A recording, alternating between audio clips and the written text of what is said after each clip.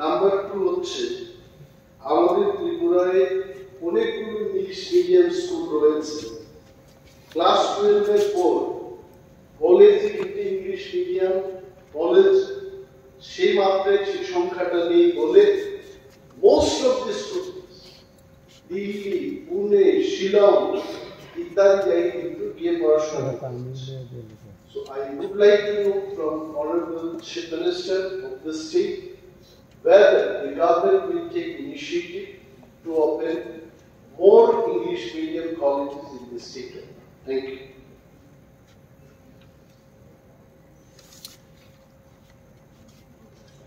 আমার বক্তব্য যে এই 10,300 যাওয়ার পরে তাদের প্রতি তো দুর্ব্যবহার করা হয়েছে এবং তাদের জীবন নিয়ে ছেলে খেলা হয়েছে। কারণ আপনারা ভীষণ কমিটি দিয়েছিলেন পার্মানেন্ট সেটেলমেন্ট করবেন, আপনারা জেনে শুনে কেন দিলেন?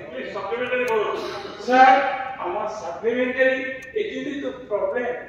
আপনি এটি চশমাটা না খুলে তো আপনি গগলসটা খুলেন, সানগ্লাসটা খুলে দেন। আমি মাননীয় মুখ্যমন্ত্রীর কাছ থেকে জানতে চাই যে যে পদগুলি খালি আছে বিভিন্ন স্কুলে, এগুলি কিভাবে বিএড নামক তো ট্যাগ দেওয়া যাবে না, ট্যাগ না দিলে তো টিচার চাকরি হবে না। তাইলে এই শূন্য পদগুলি পূরণ করে ত্রিপুরার যে শিক্ষা ব্যবস্থা যেখানে এই যে চলে গেছে, গোলঘাট চলে গেছে, সেটার থেকে পুনরুদ্ধার কিভাবে করলে আমি মাননীয় মুখ্যমন্ত্রীর কাছে জানতে চাই। গরিমা আছে, গরিমা আপনি কি যোগেরও doctor?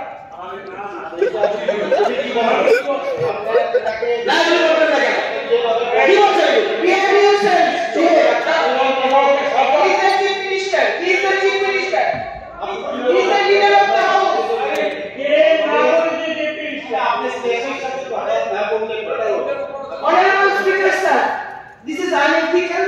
He is the leader of this house. Should be, sir. You are. Senior member. Every member should be respected. Actor senior member.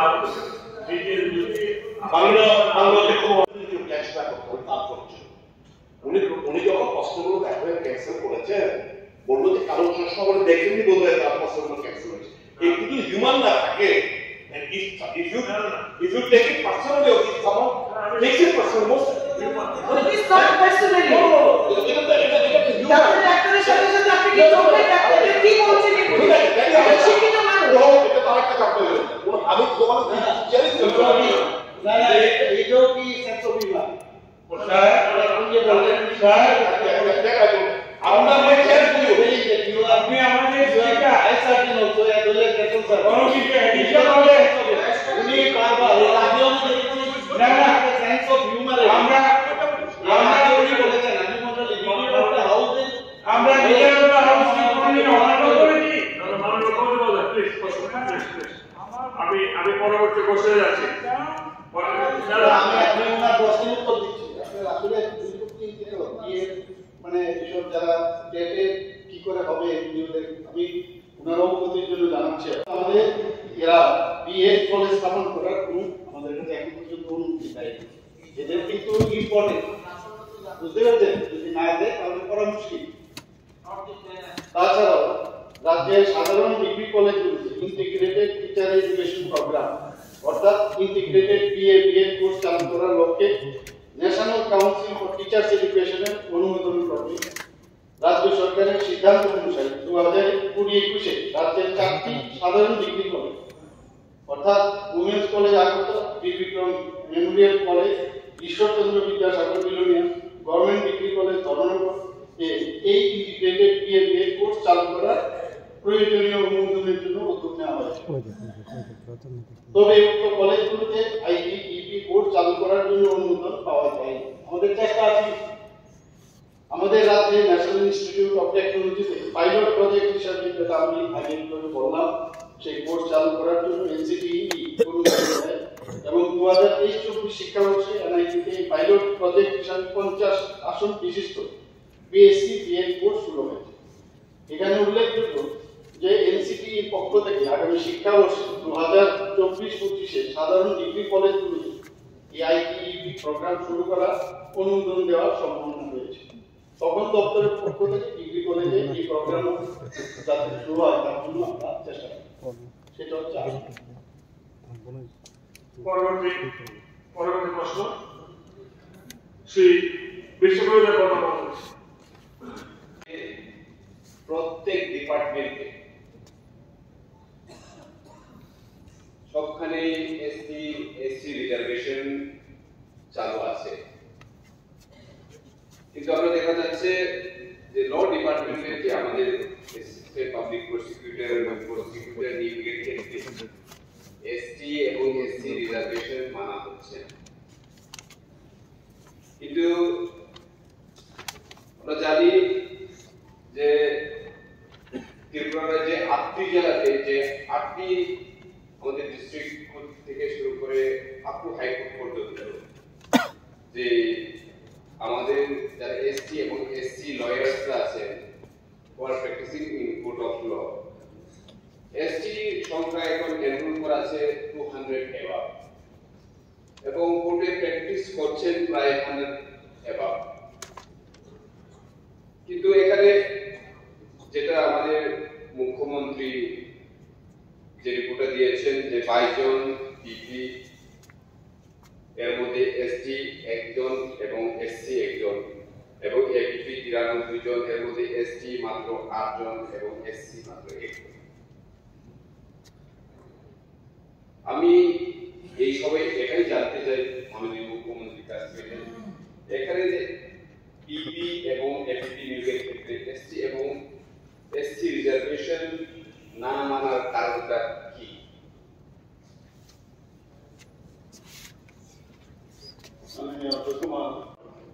অতএব Tripura civil caste and civil rights reservation act 1991 এই ক্ষেত্রে এটা কাজ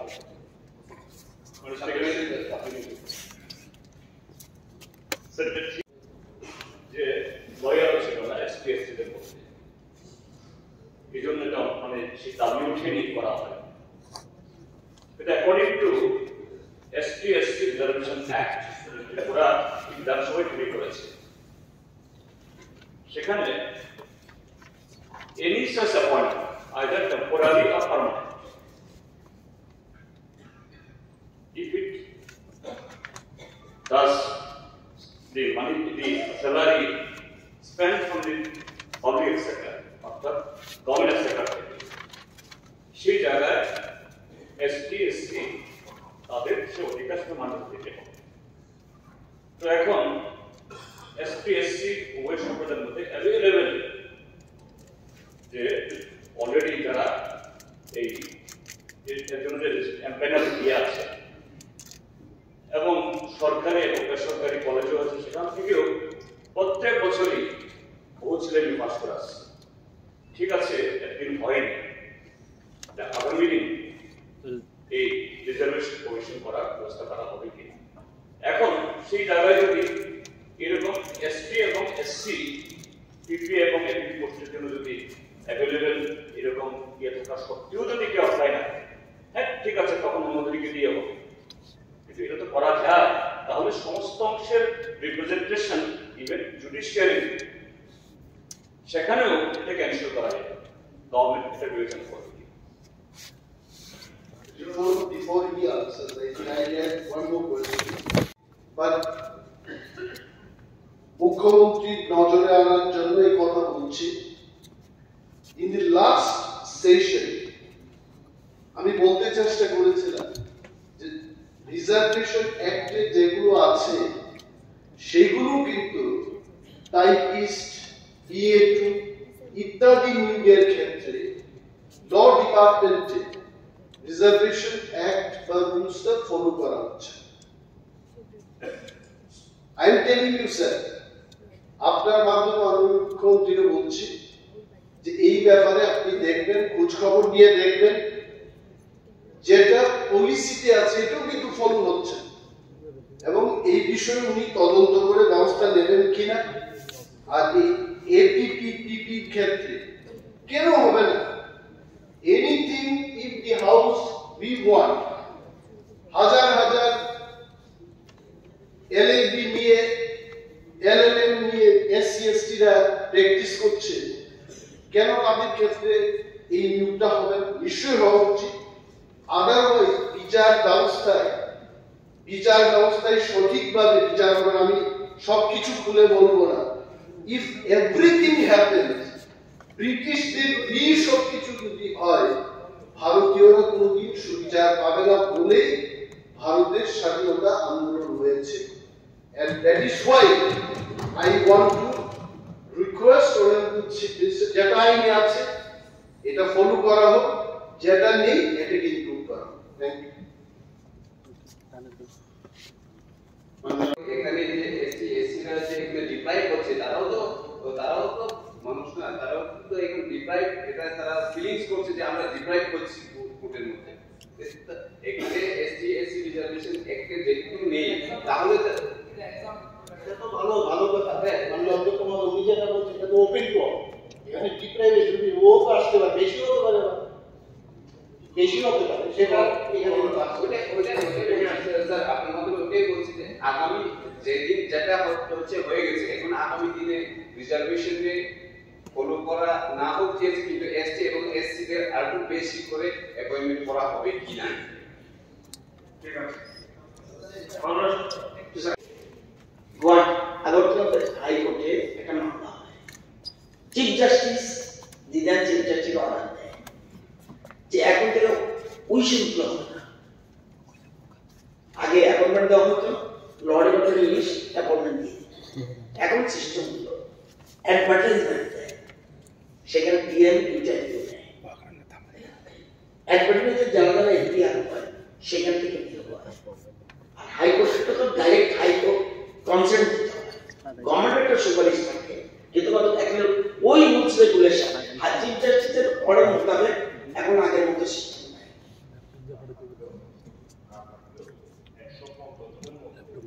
এসসি 9 এসসি 9 জন, SC 2 জন, 115 জন হলো SC ST মিলে 11 জন।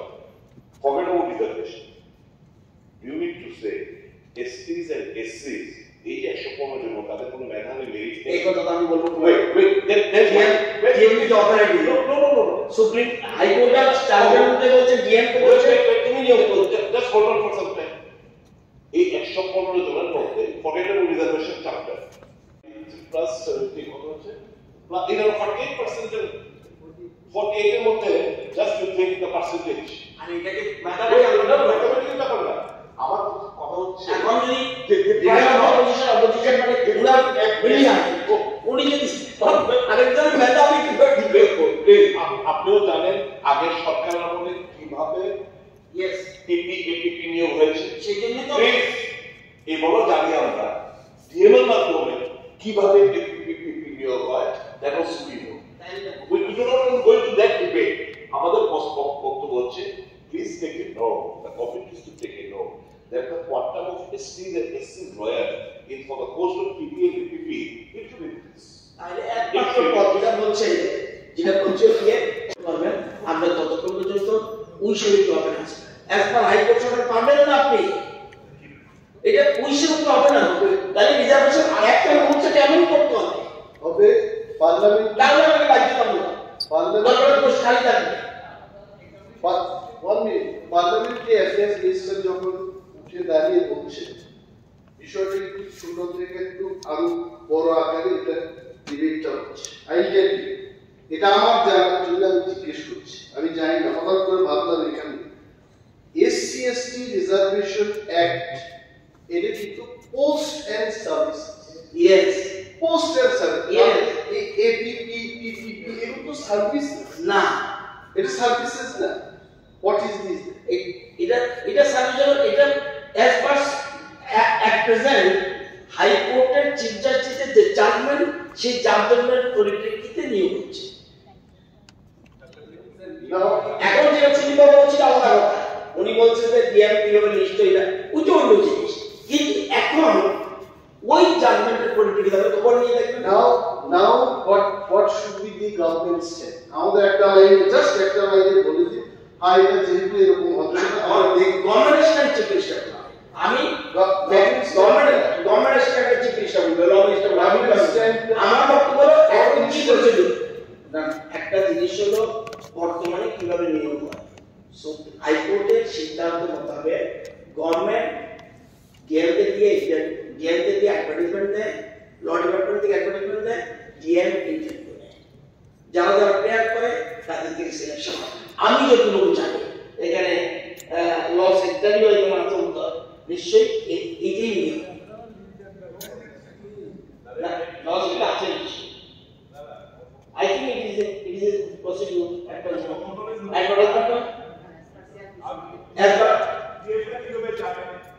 আর কিভাবে জানি ডিএমরা কি যাবে? তাহলে পাবলিক ইন্টারেস্টে যাওয়া যাবে না, তারপরে কিন্তু যাবে না। আরে এটা ডিবেট না, জাস্ট সরকারের সঙ্গে আমরা মত এক্সচেঞ্জ করছি for the government to act. That DM she is not supposed to know which rank belongs to which organization of the High Court. It is seen that from a particular organization, this PPs and APs have been appointed. The lawyers who owe allegiance to some other organization, they are deprived. Organization এখানে reflection আসছে না, reflection আসছে বলেই তো কথা বলছি। এখানে কত দরজা বলে তো পড়তে হবে না, মাননীয় লিডার হাউস, মাননীয় লিডার মাননীয় leader of the house and honourable minister of the law ঠিক আছে, থ্যাঙ্কস টু দ্যাট কুদিবাবু বলেছে। এখন কত আইনে পাচ্ছেন, তাহলে আমাদের বক্তব্য যে আইনটাকে সংশোধন করে অ্যামেন্ডমেন্ট করার কোন সদিচ্ছা বা পরিকল্পনা আছে?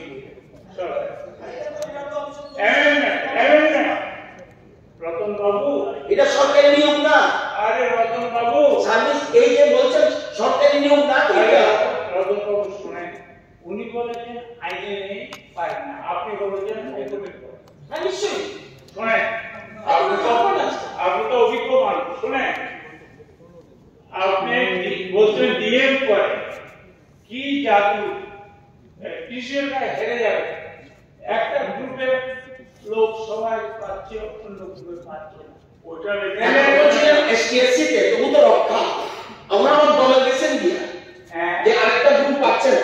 আরে ভাই যেটা বলছে এটা মধ্যে থাকুন, এসসি এসটি মধ্যে থাকুন, অন্য সংগঠন পাচ্ছে না বলে আপনি সেটা বলছেন। একটা মধ্যে আরেকটা চলে যাচ্ছেন না, ইনক্লুডিং এস মানে ইনক্লুডিং এটা বলছে এসসি এসটি কি করা যায় মানে কাইটা করছি, এটা বলেছে কোথাও কাইটা করতেছি নাই কিটা বলছে। আসলে দেখুন এখানে যে অন্তর্গত দিলাম, তারপরেও দেখুন যে এসটি সংখ্যা একজন পিপির মধ্যে, এসসি সংখ্যা একজন পিপির মধ্যে, এবিপির মধ্যে 93 জন মধ্যে এসটি সংখ্যা, এসসি সংখ্যা এক। ডিএম সাহেবরা ইন্টারভিউ নেয়, তাহলে কতজন এসটি? এখন এসটি কথাই কিন্তু হয়েছে, কতজন এসসি অ্যাপ্লাই করেছে সেই জিনিসটা আমার জানানোর দরকার আপনাদের। আসলে কতজন অ্যাপ্লাই করেছে? আপনি বলছেন প্রচুর, তো এমনিতে তাহলে বুঝতে পারবো। আর এখানে মেরিটের বিষয়, সুদীপবাবু যাই বলুন কিভাবে হয় না হয়, এটা দিয়ে তো আপনি এটাকে জাস্টিফাই করতে পারবেন। আমরা তো এখানে বলবো যে ডিএম সাহেব ওখানে ইন্টারভিউ নিচ্ছে, কতজন আছে আসলে এসটি, কতজন ওখানে অ্যাপ্লাই করেছে, এসসি কতজন অ্যাপ্লাই করেছে সেটাও দেখতে হবে, আসলে করেছে কিনা কতজন। তাহলে যদি নাও যদি করে থাকে সেটার উপর আমরা কথা বলতে পারতাম। এরপর আরেকটা নিয়েছে কিন্তু না, এসসি কে বাদ দিয়ে দিয়েছে, এসসি কে বাদ দিয়ে দিয়েছে, এরকম তো না। সরকারের এরকম ভাবে মানে একশো নীতি কোনো অবস্থায় বিশ্বাস করে এরকম